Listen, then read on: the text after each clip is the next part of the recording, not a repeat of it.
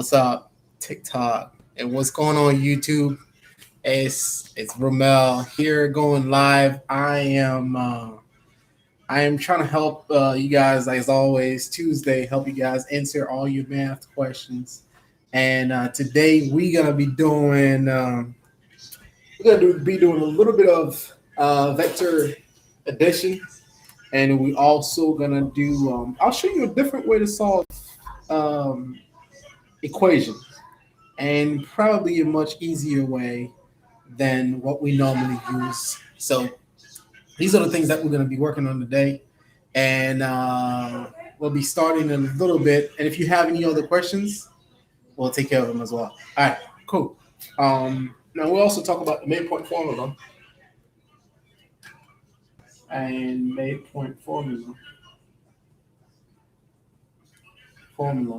And if you guys have any other questions that you want me to work on, I'll work on those too. And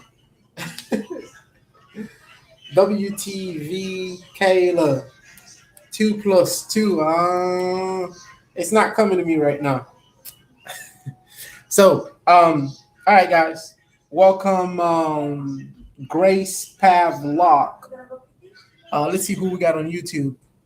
You guys, if you comment on YouTube, I'll be able to see you. So let me see on TikTok again. Caden, Hairston, Nate. Distance formula is crazy. All right, cool. Well, we'll work on it. We'll work on it. Distance formula. All right, so this is the midpoint formula. Let's work on the distance formula too. Distance formula. Distance formula. And we'll work on those too. I have a bunch of company. What's math? Huh.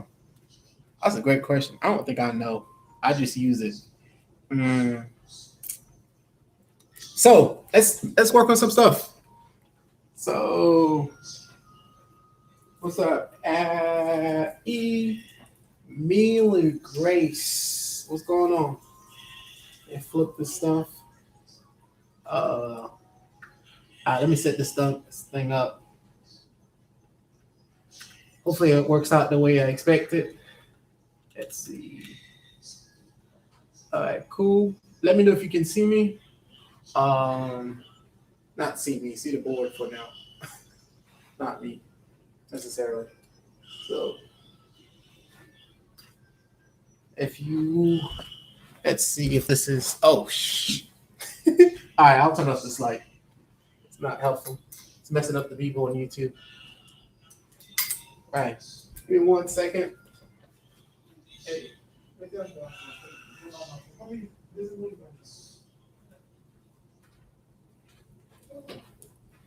All right, so guys, welcome back. YouTube. Avery, what's going on? All right, so let's do a little bit of vector addition. So this is not tough stuff. We won't spend a whole lot of time on this.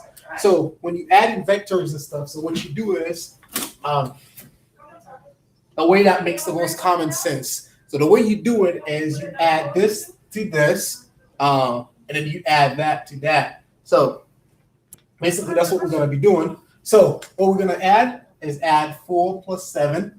4 plus 7. That's what's going to go up top on top. And then you add 3 minus 6. 3 minus 6. That's what's going to go at the bottom. So that will give you a vector of the coordinate 11, negative 3. Is that what we have? 4 plus 7 is 11. 3 minus 6 is negative 3. Wait 1 quick second.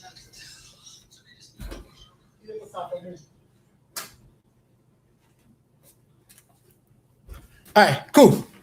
So the second thing I wanted to talk about is I think we did a little bit of permutation and combination formula last time, Jocelyn.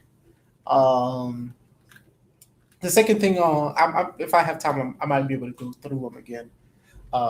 Second thing I wanted to talk about is solve an equation in a certain way That's not really how we normally do it. So in this case, what we're going to do is we're going to solve for y on each equation. So we're going to solve for y each way.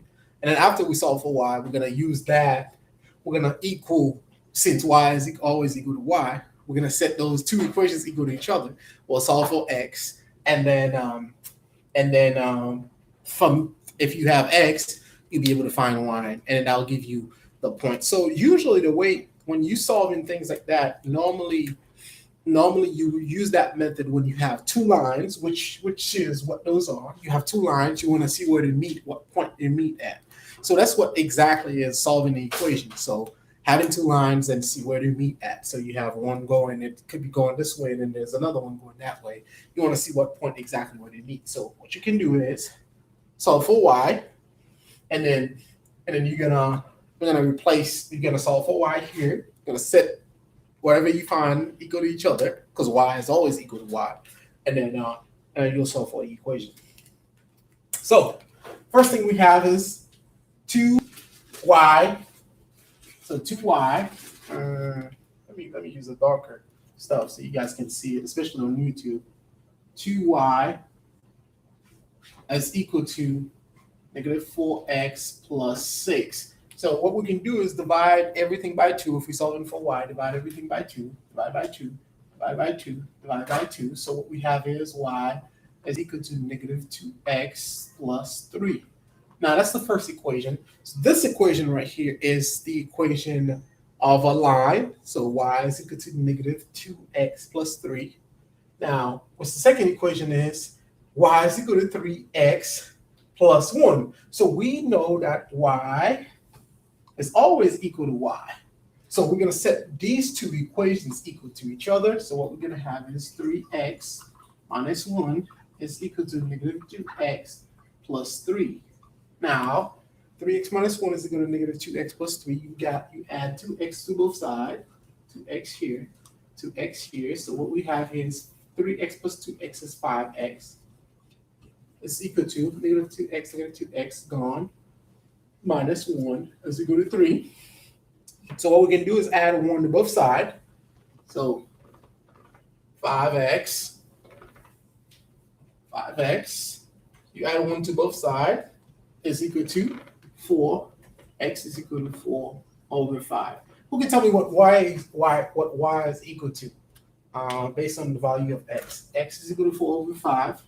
Is it 4 over 5? Yeah. What's the value of y? Who can tell me the value of y based on what we just wrote here? Let me see if I can find it. The value of y, about 25. How y'all doing? Jocelyn, welcome.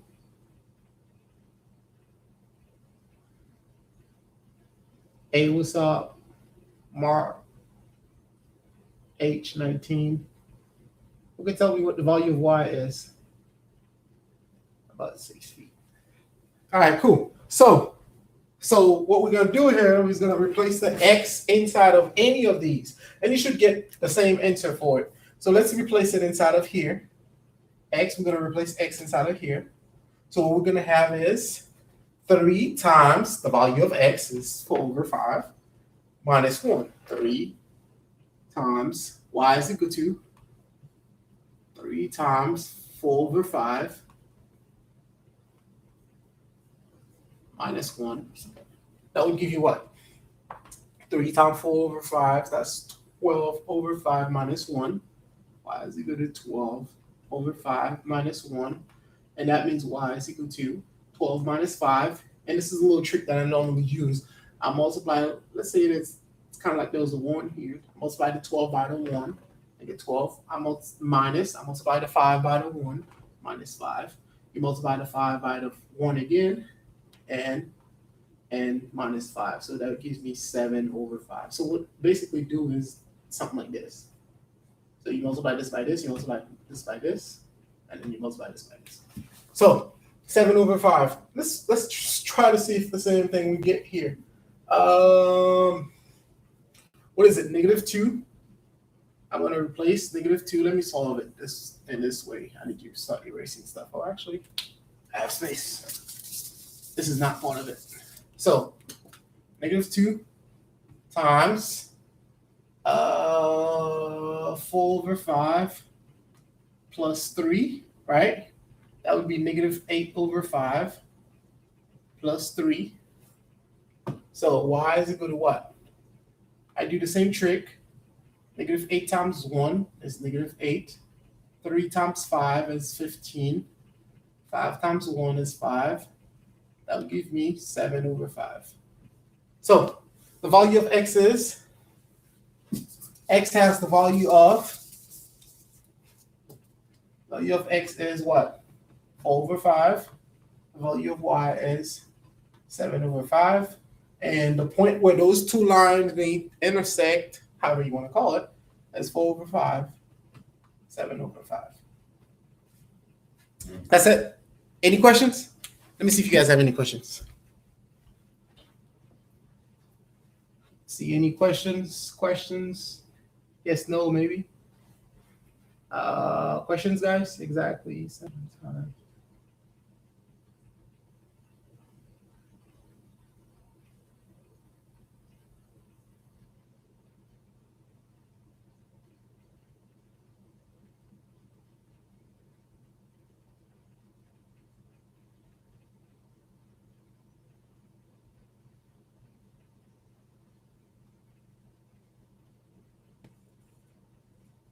Yes, you could have just subtract those two equations. I wanted to show you how you can. I wanted to. I wanted to show you in this case. I wanted to show you how you can. In this case, I wanted to show you how you can. Another approach to solving it. There are easier way you could solve it. You could have subtract stuff. You could have also done, substitution. But I wanted to show you how you can really. So the idea behind it is solving. If you on a Cartesian graph, you have two lines, and you want to see where they intersect. So I wanted to show you a different way to solve for it that way. So that way, if let's say they ask you to do it this way, you would do it. Or if you have the lines and you wanted to, like, let's say if the equations were like easy, and you really wanted to know, let's say you had one equation that was y is equal to 2x, and then another equation y is equal to 3x minus 1. You could just make these two equal to each other, solve for x, and that way it'll be faster than trying to solve by addition or the other ways that you would do it, Kramer method or something like that. So, let's do the midpoint formula. So, any questions before I erase those? Midpoint formula.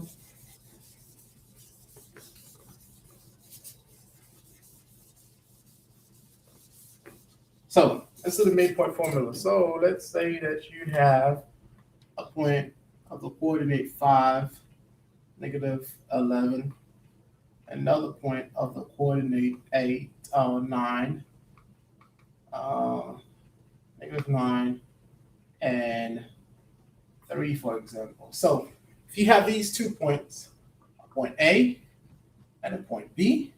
So I'm going to do the midpoint formula, and I think I can do the distance between them. I just got to find my calculator, find the distance. So the midpoint formula, what's this formula said is, if I have these 2 points, if I don't have them graph, so normally, geometrically, if you wanted to do it like in terms of doing geometry or doing, graphing it, so you would plot the first point, plot the second point, and then find a line between it and measure it and find the midpoint. So this is how you normally do it.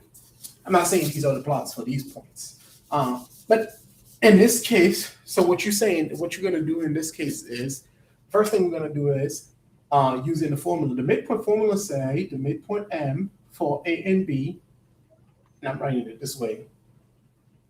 So it would be, the x coordinate is going to be, so it will be 5 minus 9. So it's going to be the x coordinate of this plus the x coordinate of that divided by 2.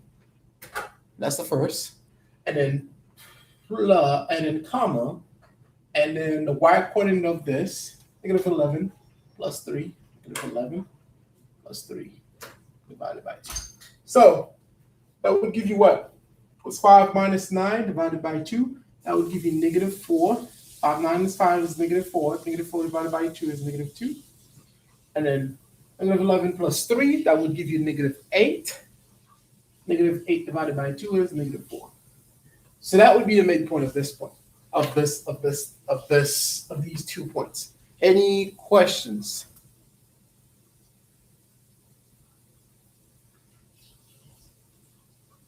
Thank you, Jocelyn. Thank you. I'm glad I could be helpful. So, which one were you referring to? Are you referring to the midpoint formula, or are you referring to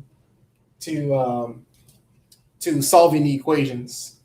So yeah, you take the coordinate of this one plus this one divided by 2. Take this coordinate plus this one divided by 2, and that gives you the midpoint. Now, somebody else asked about the distance formula.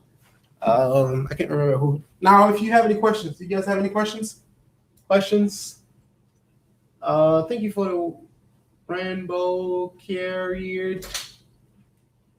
Thank you for the Italian hand. All right, I can do some log function. Yeah, okay, cool. Let's see if you guys have any other questions. Any other questions? No? Do you guys understand? Yes, no, maybe? All right, cool. Okay, let's do something else.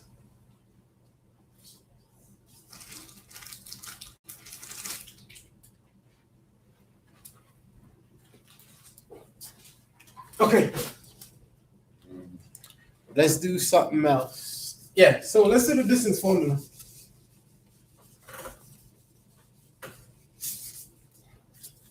So we could have used the same point, but let's use different points. Like A is of the coordinate negative 2, 1. B is of the coordinate 1, 0. I'll make this, I'll use point that are. Let's see, 3, 2. All right. So the distance formula the formula for distance is, it's going to be the square root of, you're going to take the x coordinate. You can start with any points because you're going to do one minus the other one. Normally you start with B. You're going to take the x coordinate of B, 3, minus the x coordinate of A, negative 2. And you're going to square that. And then you're going to add that to the x. So if you start with B, you stay with B. It probably won't matter because you're going to end up squaring them. But that's kind of like how you want to do it. So the x coordinate of the y coordinate of B, 2, minus y coordinate of A, 1, squared. And that's how you find the midpoint. Now, the distance formula. So how do you find the distance between 2 points, between these 2 points? So distance D is equal to what? So xd minus xa, 3 minus 2 is 5. So 3 plus 2, 5 squared. 2 minus 1 is 1 plus 1 squared. Distance would be what? 25. 5 squared is 25 plus 1, which is 26. Let's go to square root of 26. That's the distance formula for this one. Any questions? Let me see if you guys have any questions. And then we can do a little bit about, let me see. Any questions, guys?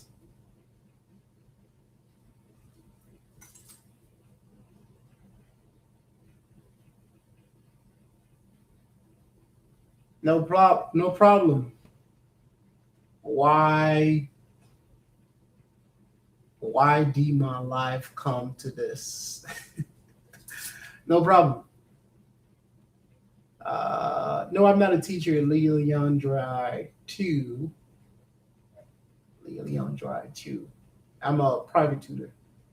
Showed my face. I thought you guys could see me. Wait a minute. I'm not trying to be a homework for you. Trust me. But I can help. So whenever you guys need help, you can always text the stuff that you need help with. I mean, of course, while I'm doing this, I won't be able to look at it.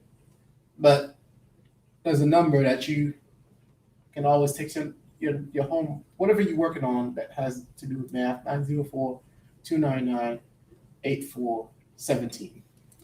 So anytime you have a question related to math, you text that to me. And every Tuesday when I come live, I'll solve for it. So any other questions that you guys want me to help with? And we started with those.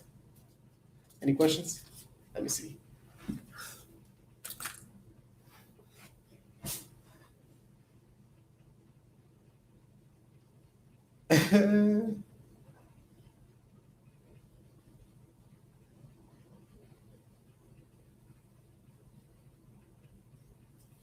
Yeah, I'm not from there, but I'm in Jayville. I'm in Jax.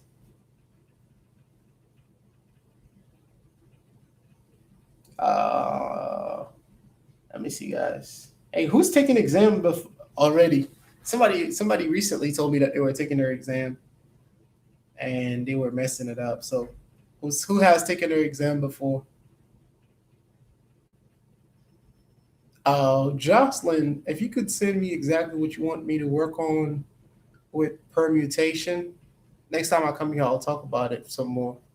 Because otherwise, I could probably show you like the formulas and stuff. You know, if you have the formula for combination and permutation. But if you have a specific problem, I'll probably talk about it if you send it to me. Yes, we work on new stuff every Tuesday. I think this is the first time I worked on the distance formula and the midpoint formula and adding vectors. And if you have a specific questions, you can text it to 904-299-8417 and we'll work on it when we come here. You have a test on Friday. Good luck. Nocturnalia. Good luck on Friday. What is your test on? What kind? Is it math or is it algebra, geometry? What is it on? No. Fatima Cortez 7. You can always send whatever you're working on to 904-299-8417. We'll help you solve it when we get here. But we won't actually do it for you, and tell you, hey, here's the paper, just grade it. What do you need specifically in geometry? The number, I'll type it again. I'll type it here, 904-299-8417. I'm not ignoring you. I will go to you guys soon. 904-299-8417. Let me see what you guys have on YouTube. Jocelyn, are you still here? Avery?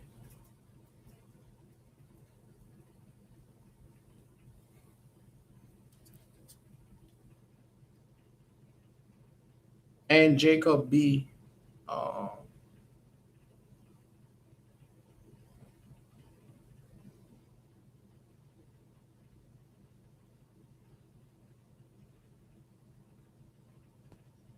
Yes.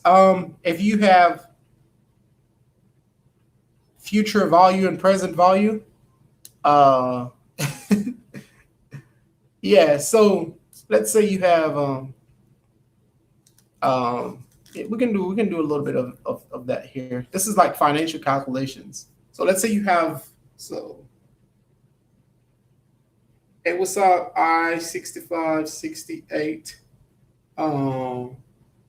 I think I can bet you that a lot of people probably will be lost by by this question that you asked? But we can do a little bit of that. Let's see. Let's see what we can do. So let's say you're moving some money. Hold up.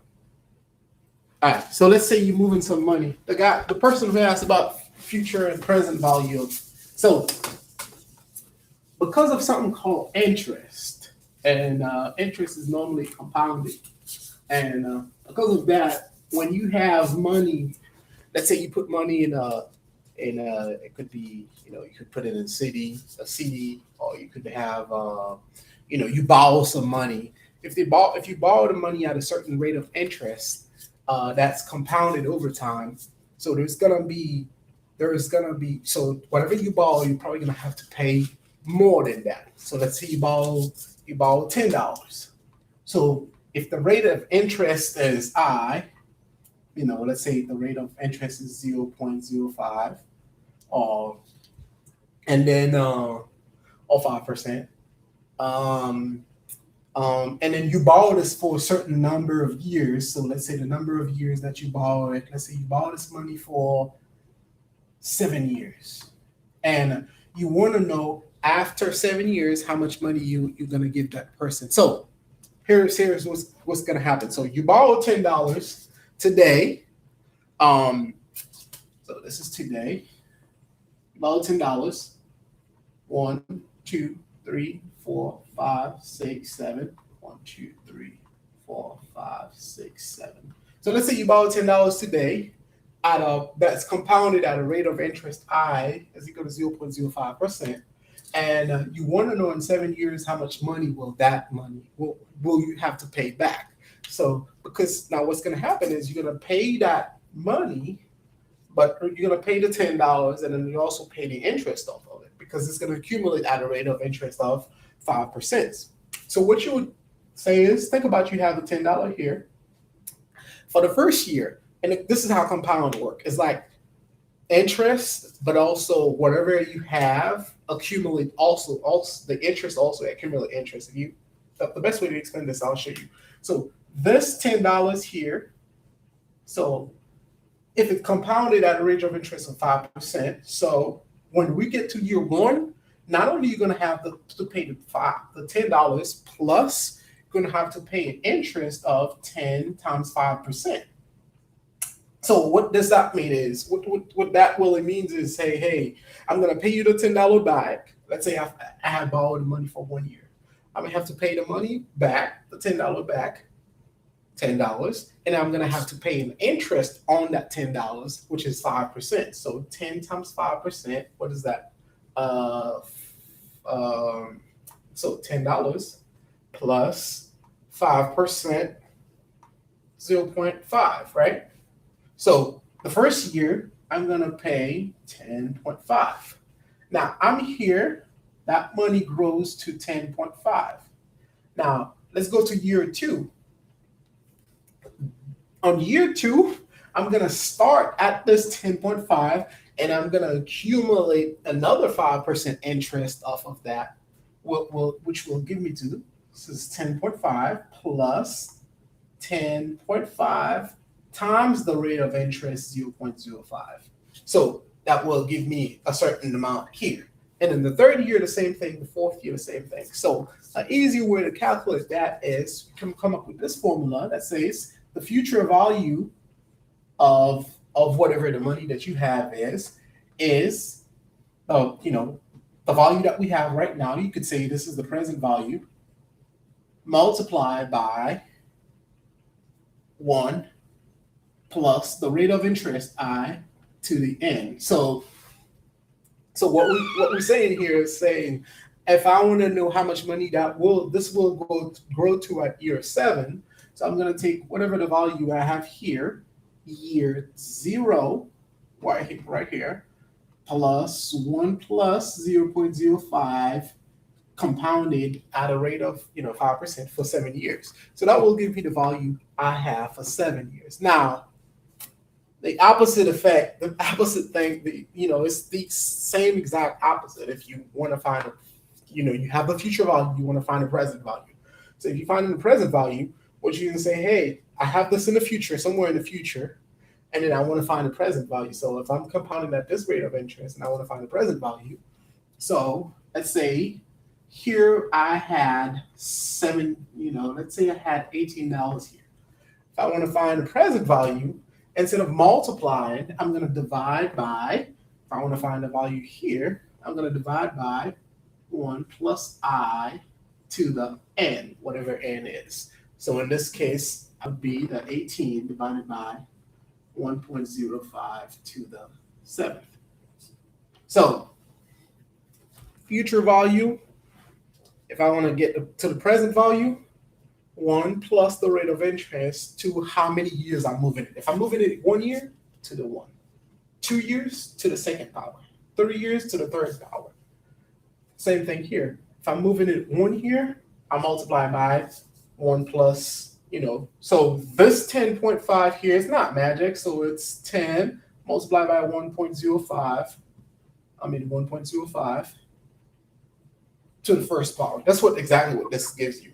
So that would give me 1.05 times 10 and to the first power. So 10 times 1.05, which is 10.5, which is exactly what we found here. So to recap, when you have money, you're moving from wherever the money is. If you're moving it in the future, you multiply by 1 plus the rate of interest to the certain power. If you have the money, although in the future you want to find the present value of the money, you divide by 1 plus the rate of interest to a certain power. So the way you want to think about it, because think about assuming that interest is positive, the money in the future is always going to be greater than the present value of the money, because money compounds at a certain rate of interest. It doesn't really matter, you borrow some money in the bank, you lend some money to the bank, that money will be compounded at a certain rate of interest. And that's what's going to give you a different value in the future than what's here. Unless interest is zero, which is not realistic most of the times. So let me see. Do you understand? The person who asked about, oh man, wow. Sorry. My stuff went, my battery's dying. The person who asked about the interest, do you understand?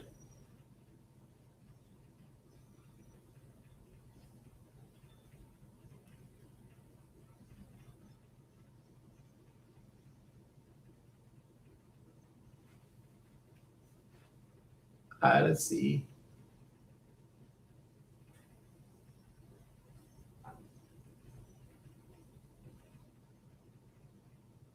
No problem.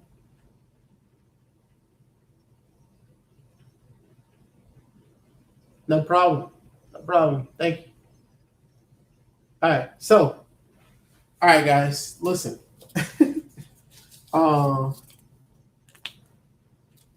Let me see if y'all have any questions. And if you guys don't, I'll probably end it pretty soon. Asania, Sienna, Isaac, what's going on? All right, who else have questions? FA on YouTube. Hey, what's up? Jocelyn, I'll show you the formula. I'll show you a little bit about the formula for permutation and combinations. But if you have a specific questions, you can send it to 904-299-8417.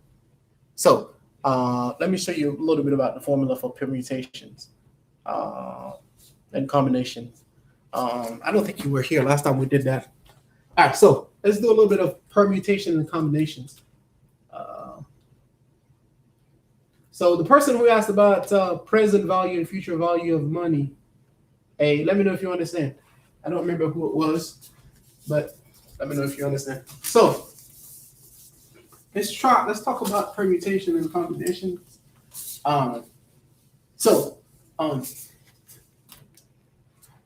The formula that we normally use for permutations is, so think about if you have, a container that has stuff in it, and then you want to know, different way to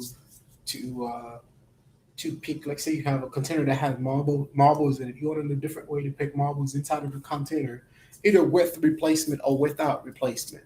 So and that's where you're going to involve the formula for combination and permutation. So I'll say a little bit about them, but if you have an example specifically, it will be help. So let's say you have n choose, that's the combination, p. The formula for that would be n factorial divided by n minus p factorial multiplied by p factorial. And I'll give you an example. The one for permutation, if I have n choose, normally they use C, they use R. That's what they use normally. N choose R. So if I have permutation n factorial divided by n minus r factorial. And these are the formulas that they normally use. So what that really means is, let's say if I have, if I'm picking stuff,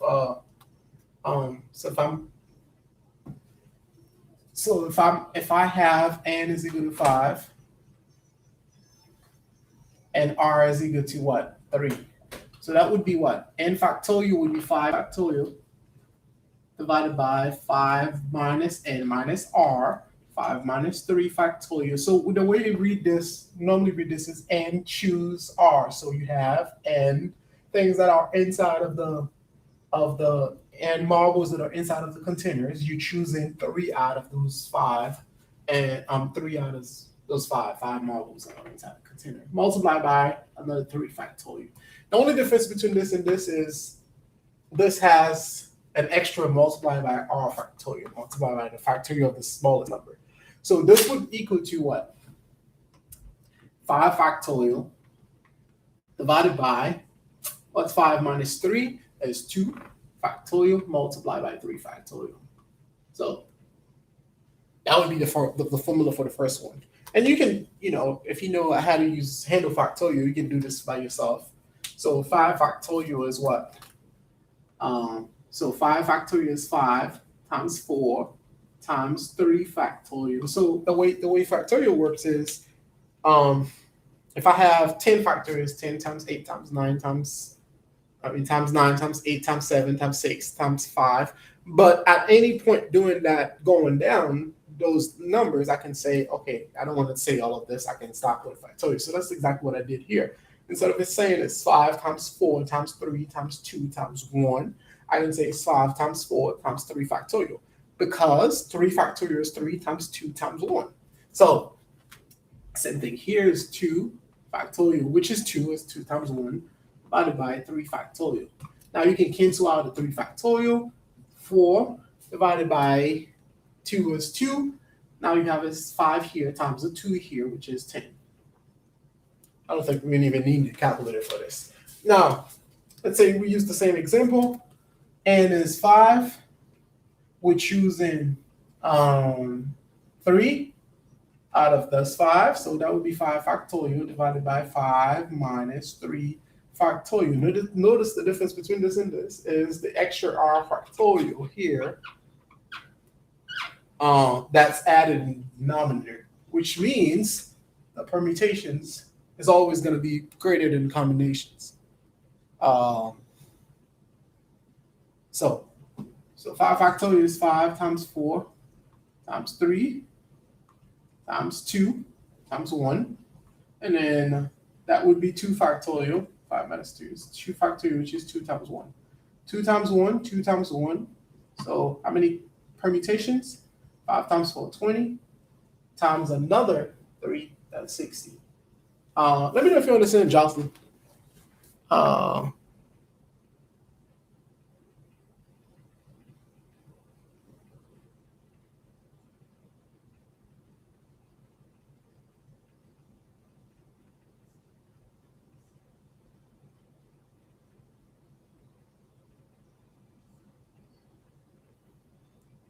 Jasmine, let me know if you understand. All right, cool. Let's see.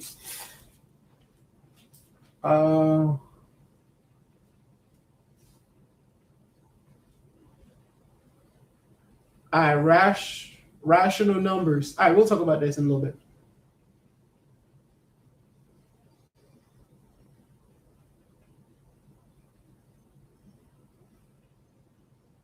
All right, so let's talk a little bit about rational numbers. And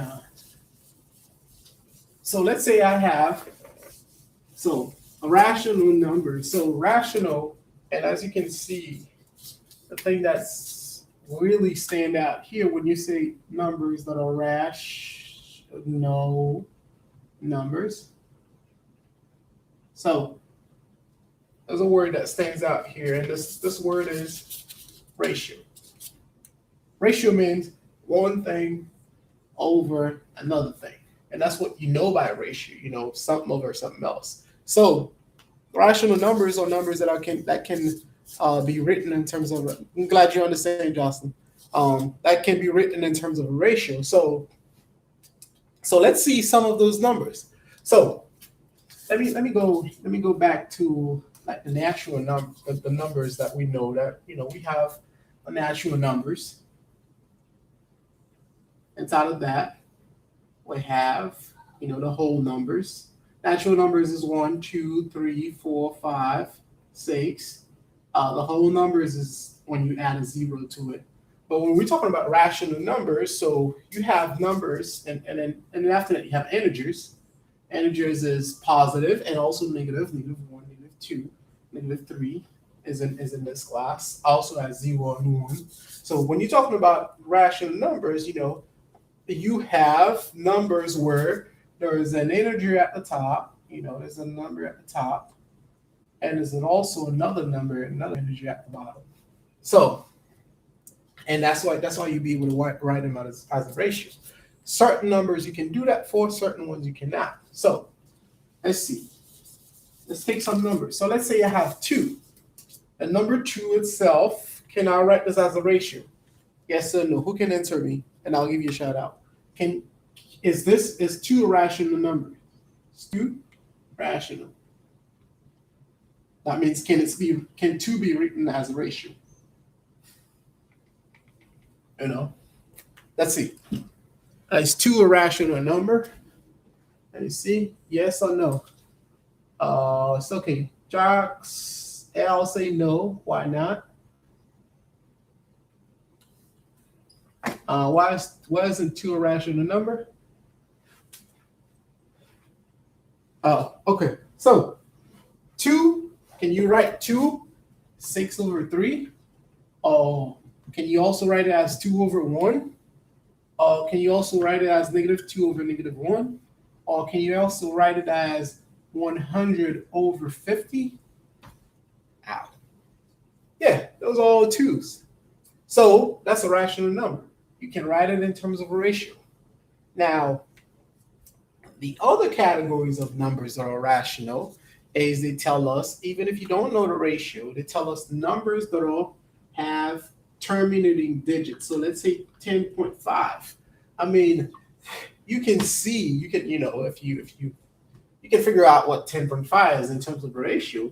21/2, that's 10.5. That's a rational number. But if you have 10.54316, if that's all you have as digit, because the digits are terminating digits, we say it's a rational number. So this is a rational number. I don't know on top of my head what's going to give me that. I mean, I can say, hey, I can take this whole number and just divide by, 10,000. I could find that. But in any case, if we have repeating digits, it's also a rational number. So if it's an integer, also a rational number because you can write it in terms of this. If we have terminating digits, it's a rational number. Also, if you have repeating digits, 10.3333 is also a rational number. So what you do here is you say, you could say 10.3 repeating. You can write it as this. So sometimes you'd see them, they write it as this. So that's also a rational number. Now, what is not rational? Now, if I have 10.12673A305 and it has a bunch of digits in it, it's not a rational number. Give you an example of this number, pi. If you go in your calculator and plug in pi, it's not only 3.14, it's 3.14 with a bunch of other digits on there behind it. Another number that's not rational, square root of 2, square root of 3. Those are not rational numbers. If you plug it in your calculator, easiest way, if you have a calculator, just do those, whatever number they give you. I mean, you'll plug it in your calculator, you'll see that it's not rational. It won't give you, so rational, if it's a, if you can write it in terms of ratio, if it has repeated digit, or if it has terminated digits, just like this one. Irrational is anything else that doesn't satisfy those. So it cannot be written as a ratio. That's irrational. Square root of 2 is irrational. Square root of 3 is irrational. Can you give me another irrational number? Who can give me another irrational number? Let's see. Another irrational number. Okay, why aren't they rational? So by definitions, there cannot be written as a ratio. So there's no two numbers that I can put. There's no two numbers that I can put one here to write square root of 2. That's not possible. And you can spend your lifetime trying to do this. There's no two numbers. Rational means it can be written as a ratio. This can be written as a ratio. This can be written as a ratio. This can be written as a ratio. So if it has repeating digit can also be 10.171717. That's repeating. And 10.134, all the way repeating, that's repeating. Now, if you have 10 point, and I'm keep using the number 10, I don't know why, but if you have 10.121311415, that's not repeating. Repeating means, there's a repetition. 17, 17, 17, 134, 134, 3, 3, 3, 3. So these numbers, they are not rational because you cannot write them as a ratio. There's no way you can come up with two numbers. When you divide the top by the bottom, you get exactly square root of 2. That's not possible. So you can try it. Now, there's no way you can come up with two integers. That's what I'm saying, not two numbers. I mean, if you say square root of 2 divided by 1, those are two numbers. But there's no way you can come up with two integers. When you divide the first one by the second one, you get square root of 2. That's not possible at all. Same thing for square root of 3. Same thing for pi. Does that make sense? Let me see.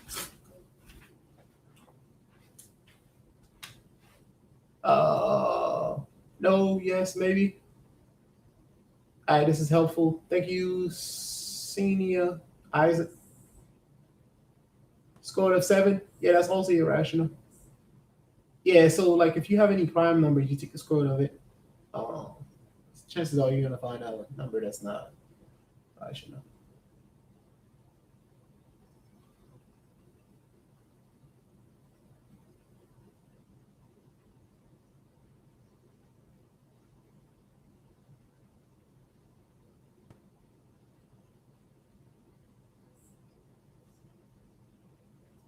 All right.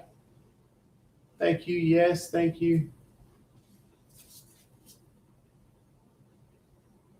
Yes, thank you from Austin. No problem, Austin. Makes sense. Thank you. No problem. All right, cool, guys. All right, I will not be very long tonight. Thank you guys if you stick around with me. Tonight is more like a shorter sessions. If you have any other questions, just send them to 904-299-8417. I will be going live again. Yes, I'll be going live again every Tuesday. So I'll be going live every Tuesday. I'm trying to add another day to it, but I'll let you. If you have, what is that? Snow potato tomorrow. So if you have any questions about trig, just send it to that number, 904-299 8417. Dean, that if you have a specific question, send it to that number to 904-299-8417. Um, yeah, so no problem, Angie. And thank you guys for joining in. Um, Elizabeth, thank you, no problem.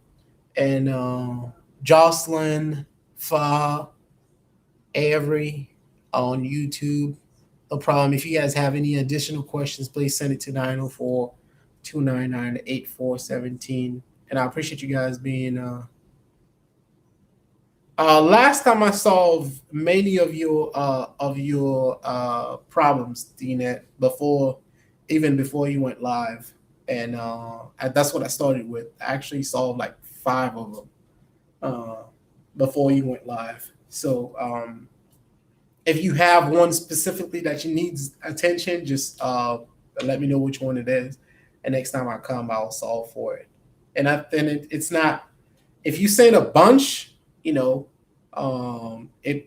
probably gonna pick some of it and solve. But if you have one specifically that you need attention, just send it to me.